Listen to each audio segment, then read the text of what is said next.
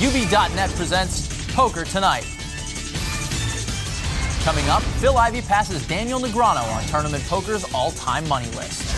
As the World Poker Tour heads to LA, we'll be joined via Skype video chat by the LAPC's 2005 winner, Antonio Esfandiari. Also tonight, High Miss Stakes Poker, a strategy session in which Sebok bears his soul, sharing a mistake that cost him his LAPC tournament life. Las Vegas's Panorama Towers are home to literally dozens of poker pros, and we get the lay of the land from resident tour guide Justin Bonomo. And later we'll be joined in studio by celebrity poker player and celebrity poker player Jason Alexander. All that plus Dana Workman shoves and reshoves in the weekly misdeal on Poker2Nite. Welcome to Poker2Nite. I'm Scott Huff, and alongside me is Joe Sebok. A very exciting night on the show. Coming up a little bit later, Jason Alexander will join us, and Joe, that means we are now officially sharing the television screen with a TV icon. I'm so excited. I want to talk about what it was like to hang out with Kramer, Elaine, Jerry, Curb all Enthusiasm. fictional characters, yeah. I guess we probably shouldn't get into that stuff. We're probably going to have to talk some poker with him tonight. And I think now we're officially 6 degrees from Kevin Bacon as well. Wow, see, dreams are coming true right here. Well, let's talk a little poker now. Despite the lack of a strong full-tilt Poker.net presence this year, the 2010 Aussie Millions brought out several big names and big stories. Annette Oberstad not only became the event's first female winner ever, but she also made the final table of the main event, finishing in 7th place and taking home another $175,000. That final table also included Sorel Mitzi, who went into the final table with the chip lead, but ended up finishing in 3rd place. So now let's take a look at the full results from the 2010 Aussie Millions main event. The event was eventually taken down by Tyron Cross when he ended up beating Frederick Jensen heads up. A pretty tough final table, as you said. Sorel was there, Annette Oberstad, and Dan Shack finished just outside. He was the gentleman who ended up taking down the High Rollers event in Australia. Also at the Aussie Millions, 8-time World Series of Poker bracelet winner Eric Seidel won the $10,000 Omaha event for $120,000. Joe, why don't you round out the rest of the final table results? Again, another stacked final table in Australia. Seidel taking 1st place. Mike Watson has a number of very, very high live tournament finishes. Florian Langman, a PokerStars.net team member, and Rafi Amit, who's been around the scene for quite some time. Yeah, but it's actually a 2nd place finish at the Aussie Millions that drew most of the attention this year. Absolutely. The Aussie Millions holds an annual $100,000 challenge, and this year's runner-up was none other than Phil Ivey. While Phil didn't win this event, the $600,000 cash behind Dan Shack was good enough to propel him ahead of Daniel Negreanu on the all-time tournament money winners list. All big names on this list, Phil Ivey and Daniel Negreanu in the top 2 spots, and then 3rd through 7th, all World Series of Poker main event champions, from Jamie Gold back down to the poker brat, UB.net's Phil Hellmuth Jr.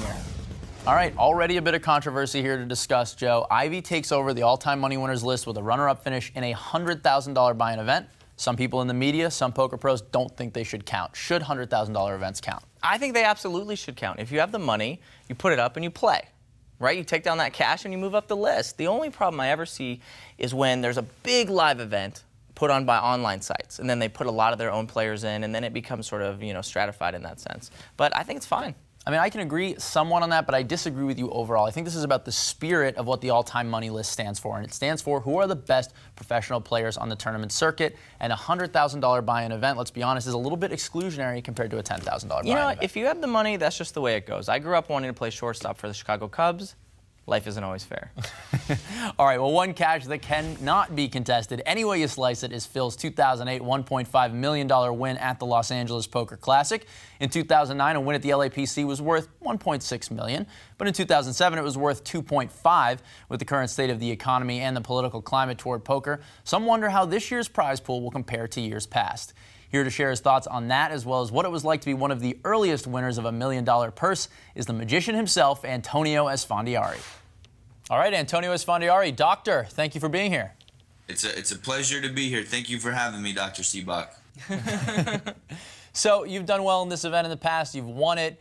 Is there something about LA that makes it that even when poker is down, still manages to get these huge fields and these huge prize pools? And do you have any predictions for this year's LAPC? I mean, I think it's just because you have like 38 million people in a 3-hour driving vicinity. A lot of times when you go to random cities, as soon as you get out of the city, there's, not civilization. In LA, you just keep, wherever you go, there's houses and buildings and whatnot. So obviously it's just the more people that are there, the more people that are going to play poker, the bigger the tournament is going to be. And any predictions? Are you thinking anybody's hot going into it? Well, first off, are you going to be playing in it? I mean, is the Pope Catholic? Did you really just ask me if I was going to play the Commerce Classic? I like it. I like it. Obviously, Antonio, this is one of the events that you took down. What was that like, you know, sort of becoming one of the WPT's, you know, first poker-made millionaires? You know, how did that change your life? Oh, it was sweet victory, Joe. I mean, I can't explain to you how it felt at 25 to be an unknown kid on the poker market. You know, taking on the World Poker Tour was a life changer, not just because of the money, just because of everything that went along with it. You know, internet sponsorship deals and whatnot. I was very lucky and fortunate to be at the right place at the right time. It's been pretty well publicized that you have a new life coach now, and you know, you did well at this year's World Series of Poker as well. Any personal predictions for how you think you'll do at this year's LAPC? Yes, I believe I'm going to win it, and I believe I'm going to win every tournament I play in. That's the mindset that I have going in now. I've completely redirected my thoughts. You know, I used to walk around and say I never win any. Like I used to say I never win a lot as a joke, but I'm not allowed to say that anymore. If I say that, I have to pay a $1,000 fine. So my life coach has implemented a lot of things that I have to do in order to maintain that focus and that positive attitude towards poker. Well, I'm sure the $1,000 fines are a good reason to be doing all these things. And Antonio, thanks and best of luck at the LAPC, man. Thank you very much. All right, now let's check in with Dana Workman and see what rabbit she's pulling out of her hat tonight in the Weekly Misdeal. Thanks, guys. Coming up tonight, Michael Phelps spotted at Borgata, soccer stars spotted at Bellagio, and did you hear that Sebok and UB.net are teaming up for a free roll? Yep, that's right. The winner gets to come skydiving with me. So hop into the free roll on February 17th, and hopefully we'll jump out of a plane together. Yeah, let's hope they don't use up all their luck winning the tournament. Well, I don't think that anyone's going to need any luck, Dana. Thank you, though. If you want to know more about my free roll or the Poker2Nite Pro Challenge, be sure to head over to UB.net as they're giving away 2 main event prize packages this week. More info on that later in the show.